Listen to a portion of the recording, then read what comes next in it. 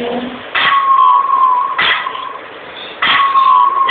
and welcome to Pop Profile. This is the show that's bordering on obsessive when it comes to the biggest names in music. Today's show is devoted to a young man whose name itself is enough to induce shrieks and tears the world over. He's a record-breaking, world-conquering, chart-topping superstar, and he's still only 18 years old. Who else could it be but Justin Bieber? Like to be everything you want. Started off at 13, and he's like a mini Justin Timberlake with much more mileage. He's got the looks, he's got the hook, and he can dance, and there really isn't anyone who has that complete package who will be challenging him in the near future, I don't think. You know, Justin Bieber is very lucky. He has the Justin Timberlake map right in front of him. He could not have come at a better time. All the teenage girls in America and then pretty soon around the world, you know, had a crush on Justin Bieber. He holds the record for the most watched video ever on YouTube. I'm talking over 700 million views. He was voted the third most powerful celebrity in the world. And he's got a string of #1 singles and albums under his belt. And he's still in his teens. So where did Justin Bieber's meteoric rise to fame all begin? And how did he get quite so big? Well, Justin was born on March 1st, 1994 in the Canadian province of Ontario. Also home to fellow pop stars such as Avril Lavigne and Alanis Morissette. Must have been something in the water. It was clear from a young age that Justin wasn't just your average kid. Oh no. By the age of 12, he'd already taught himself to play the piano, drums, trumpet, and guitar. A future musical star was among us. In 2007, Bieber, who was barely in his teens, entered a local singing competition where he sang a cover of Neo's So Sick. Despite coming in second, his mom Patricia posted a clip on YouTube for his friends and family to see. Justin's got a lot to thank his mom for, after she continued to post clips of him singing covers of various R&B songs online, where his popularity was beginning to rise. I think that YouTube is a great platform to get noticed. You know, everyone was found on the internet. Sean Kingston was found on the internet. I was found on the internet. So it's definitely a great, new way for people to get found. Well, I think like most people, my first experience with Justin Bieber was through YouTube. It was seeing a video of this very small, very cute little boy singing his heart out, and it was something that I think 4 friends forwarded to me within the same week. I think what was great about his rise to popularity is the way that he came about through YouTube. It made fans feel like they had discovered him, and they felt invested in him, like they had found this treasure, this great talent, and so they felt they were part of the story.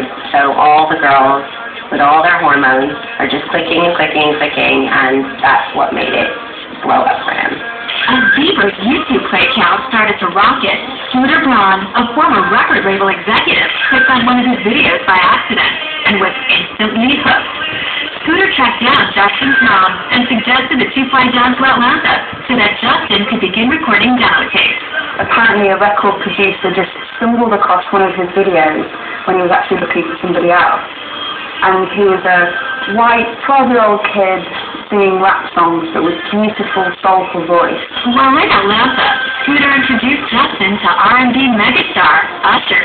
And within a week, Justin was the owner of a shiny new recording contract. Plus, Bieber blew up so fast, it wouldn't be long before Usher was appearing in one of his videos, Someone to Love. You are my Stephanie.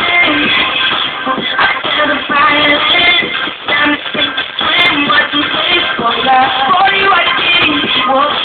He never performed on a major stage or actually even recorded in a major studio before we met.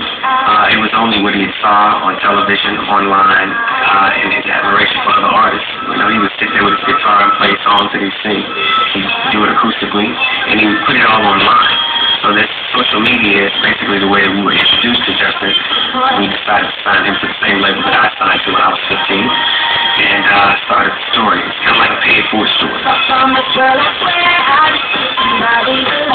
Usher is someone that has had similar career so far to Justin Bieber. He started very young. He was Usher's baby face baby, and now, he's an ad. That's a little weird. But he's also been isn't someone who's been able to transition from a preteen, teen to an adult with a solo career. I think Usher saw the YouTube video that everybody else saw, and I think he knew that this was somebody special. And Usher himself was a child star and so talented and had all that. And he's a businessman, and I think he knows that this is something that he can market, and this is something that isn't around. So I think he was really smart to kind of get involved with Justin Bieber's career and mentor him and appear in his videos and his songs, because it makes total sense. It's like a passing out of the torch. I'm really honored to have Usher on my team, and it was good when Justin wanted to, sign me. It was, a great thing. According to reports, Justin Timberlake lost out to Usher in a bidding war to sign Bieber, a decision I'm sure he's kicking himself about even now. I know I would be. So once, with Scooter acting as his manager and Usher his mentor, Justin Bieber was off to a good start, and soon unleashed his first single to the world entitled One Time.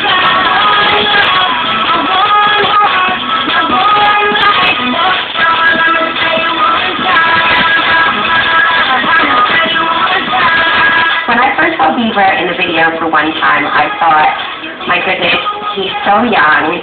He definitely has no facial hair. He's absolutely smaller than the girl who's his love interest. And he was adorable, He had these cute kind of puppy dog eyes, and he was doing all the dance moves, and, he was crucially saying all the things that all the tweens wanted to hear, which was that, there's only one girl for me. Justin was starting to make a name for himself. He landed his first chart hit. Young girls wanted to be with him, and young guys wanted to have his sweeping hairstyle. For me. I couldn't get past the hair. And I thought that it was an interesting look, and I could see why people would like it. By the end of 2009, Justin had released his second single, One Less Lonely Girl, a song surely every female fan felt was dedicated to them, and released his debut album, My World.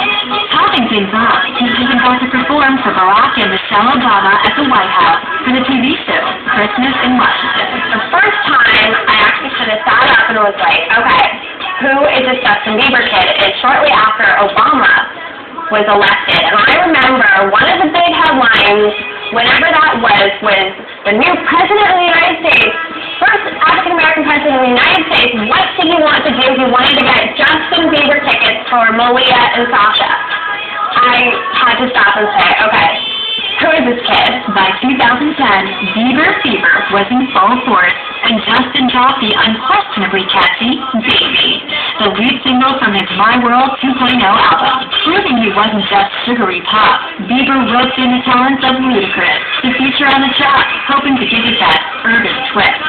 The combination worked wonders, as the song reached number 3 on the Billboard charts, becoming his biggest hit to date.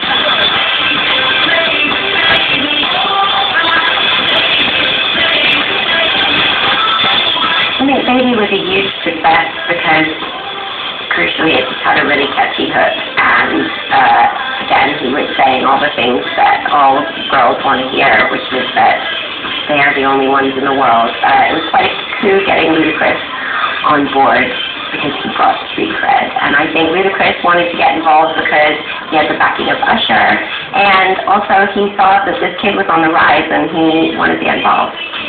I think Ludacris's appearance on Baby is really smart for Ludacris, because I think the momentum that was building around Justin Bieber was huge, and it was like he'd been introduced with One Time, and then it's like you kill him with that second single, and I think that second single is so catchy that it actually was, I think, more advantageous for Ludacris to be on the single than for Bieber to have Ludacris on it. Why did it time so much? Firstly, he's singing about love. It's the classic musical odyssey. It's the perfect pop sensibility. It turns into teen sensation. It's just I think a worldwide song. I think anybody, whether you speak English or French or Spanish, you can say Baby, and that's the whole hook. And I feel it's just catchy. Justin's ever-growing fan base, who had coined the term "believers," weren't to be outdone, and watched Baby's accompanying video in the millions, soon making it the most watched video ever on YouTube. a lot of the time, like, videos can really set the picture for the song, and people really can like the song more. So we wanted to make the best video that, you know, complemented the song. And when My World 2.0 was released, you guessed it, it stormed to the top of the Billboard charts, making Justin the youngest solo male act to top the charts since Stevie Wonder back in 1963. My first album was the first time I'd ever been in the studio, and you know, I was still like a rookie. And, you know, the second part I was able to go in there, I kind of knew more what I was doing and stuff. Coming up after the break, how does Justin cope transitioning from teen star to male heartthrob? His fans take crazy to a whole new level, as he teams up with some of the biggest names in the business for his latest album, Believe.